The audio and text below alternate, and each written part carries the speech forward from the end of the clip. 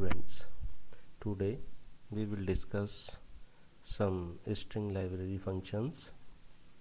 So C language support a large number of string handling functions in the standard library string.h, which are strlen, and the working of this function is it computes string length. Second function is strcpy, and its working is it copies a string to another. Third one is strcat function, it joins to string. Next, string compare function, it compare to string. String lower function, it converts string to lowercase. And next one is string convert to uppercase. So first of all, we will discuss string length function. This function returns the length of the string without including end character, terminating character, that is \0. For example, suppose we have an example has include stdio.h string.h integer main character string 1 and its value is bsset, integer l is equal to strlen, and then printf length of the string 1 is l, and then return 0. When we run this program, it show the output length of the string 1 is 6. Now we will discuss or we will run this program in our terminal. So first we copy this program here.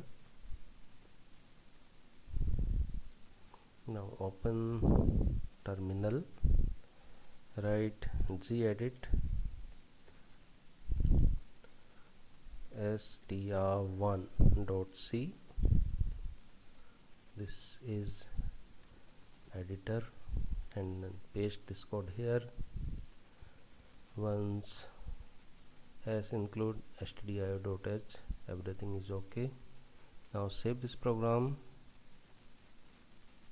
close, compile this program, gcc str1.c 10 str1, and then enter. Here it show 0 error, means no error. Now run this program /str1, and then we see the length of the string is 6. Now सो हमने यहाँ पर देखा हमारी जो string के जो length है वो कितनी है 6. लेंथ मीन्स उस स्ट्रिंग में टोटल नंबर ऑफ करेक्टर कितने हैं. तो यहाँ पर टोटल ऑफ नंबर करेक्टर कितने हैं 6 हैं. देखिए यहाँ पर ये जो लिखा गया str1 और ये जो साइज लिखा गया 20, यहाँ पर इस लाइन का मतलब ये है कि str1 एक हमारा करेक्टर टाइप का एरे है जिसका साइज कितना है यहाँ पर 20, यानी ये 20 करेक्टर तक स्टोर कर सकता है. लेकिन हमने यहाँ पर स्ट्रिंग में कितने करेक्टर स्टोर कराए हैं, ओनली 6. तो इस str1 की जो लेंथ होने वाली है वो कितनी होने वाली है 6. इस स्ट्रिंग की लेंथ कैलकुलेट कराने के लिए हमने कौन सा फंक्शन यूज़ किया है, strlen फंक्शन. तो ये जो फंक्शन है ये एक इंटीजर वैल्यू रिटर्न करके देगा. उस इंटीजर वैल्यू को हम किस में स्टोर करा रहे हैं, l में, एंड देन उस l को हम यहाँ पर क्या करा रहे हैं, प्रिंट करा रहे हैं. एंड देन जब इस प्रोग्राम को रन करते हैं तो हमारे पास आउटपुट क्या आता है, string length is 6. So this is the working of strlen function. Now next function is string copy function. तो देखिए the working of this function is it copies the content of one string into another string including the end character, that is terminating character \0. its syntax is strcpy string 1 comma string 2. it copies content of string 2 into string 1. string 2 में जो भी हमारा content होगा उसको किस में copy कर देगा, string 1 में. तो जब string 1 में वो चीज़ कॉपी हो जाएगी तो हम किसको प्रिंट कराएंगे, string 1 को. इसका एग्जांपल देखते हैं. सॉरी, देखिए string 1 जिसका साइज़ हमने यहाँ 16 रखा है। 16 करेक्टर मैक्सिमम हो सकते हैं, लेकिन यहाँ पे स्ट्रिंग लेंथ कितनी है 6, यानी BSSCET इसमें स्टोर है। सेकंड स्ट्रिंग 2 है, जिसका यहाँ पर साइज़ कितना है 7, लेकिन यहाँ पर हमने क्या लिख रखा है मथुरा। नाउ कॉपी करा रहे हैं हम स्ट्रिंग 1 में स्ट्रिंग 2, यानी स्ट्रिंग 2 को स्ट्रिंग 1 में कॉपी करा रहे हैं। तो स्ट्रिंग 1 में ऑलरेडी पहले से क्या है BSSCET, और हमारे पास स्ट्रिंग 2 में क्या मैसेज है मथुरा। तो ये मथुरा जो है वो स्ट्रिंग 1 के ऊपर क्या हो जाएगी, कॉपी हो जाएगी। और कॉपी जब हम हो जाएगी इसको, तो हम उसको जब प्रिंट करेंगे तो ये क्या शो करेगा आउटपुट में, ओनली मथुरा। आइए देखते हैं इस प्रोग्राम को रन करके।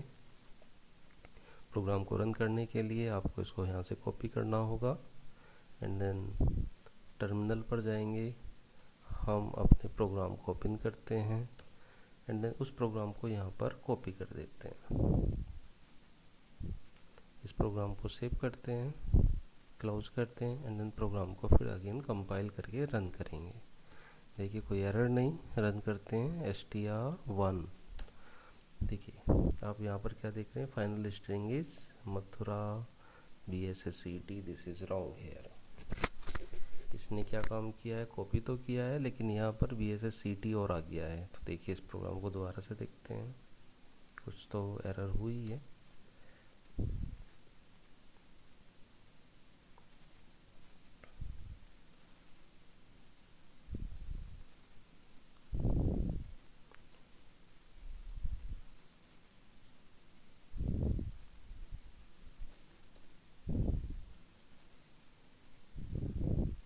Save,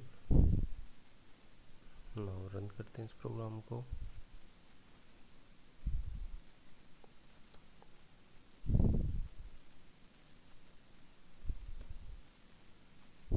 this is again output is Mathura. यहाँ पर हमने इसको क्या कर दिया है, कॉपी कर दिया है। तो ये इसका आउटपुट है। अगर इस प्रोग्राम में आपको कुछ फिर से अगर कुछ समझ में नहीं आता तो आप मेरे से व्हाट्सएप नंबर पे पूछ सकते हैं। मैं इस प्रोग्राम को दोबारा से एक्सप्लेन कर दूंगा कि ये ऐसा क्यों हुआ और क्यों इसका आंसर सही आया। तो आप यहाँ पर इसका करेक्शन कर लीजिए, यहाँ पर 17 लिख लीजिए, या इसका साइज ज़रा यहाँ पर क्या कर लीजिए, थोड़ा सा बढ़ा लीजिएगा। ठीक है, मैं इस फंक्शन को दोबारा से आपको एक्सप्लेन कर दूंगा। नाउ नेक्स्ट देखते हैं। नेक्स्ट फंक्शन है हमारे पास स्ट्रिंग कैट, strcat फंक्शन। इस function use to join two string, means दो फंक्शन का जो वैल्यू है अगर उनको आपस में जोड़ना है तो हम किस फंक्शन का यूज करेंगे, strcat फंक्शन का। देखिए syntax is strcat destination string comma source string. Source string को डेस्टिनेशन स्ट्रिंग में क्या कर देता है, ऐड कर देता है। Example strcat str2 str1 means str1 is concatenated at the end of the str2। दूसरा एग्जाम्पल देखेंगे, str1 अगर पहले लिखा है, str2 बाद में लिखा है, तो it str2 is concatenated at the end of the string 1। ना इस फंक्शन का हम जब प्रोग्राम देखते हैं तो इसका आउटपुट क्या आएगा। देखिए हमारे पास स्ट्रिंग 1 में BSSCET है, स्ट्रिंग 2 में भी क्या है, मथुरा है।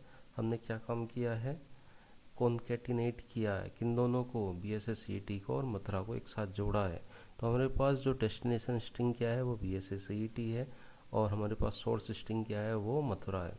तो हमने str2 को किस में ऐड कर दिया, str1 में, एंड देन जब इसकी वैल्यू प्रिंट करेंगे str1 की तो वो क्या वैल्यू आएगी, BSSCET मथुरा। ठीक है, इस प्रोग्राम को देखिए रन करते हैं। यहाँ से कॉपी किया, कॉपी our program here,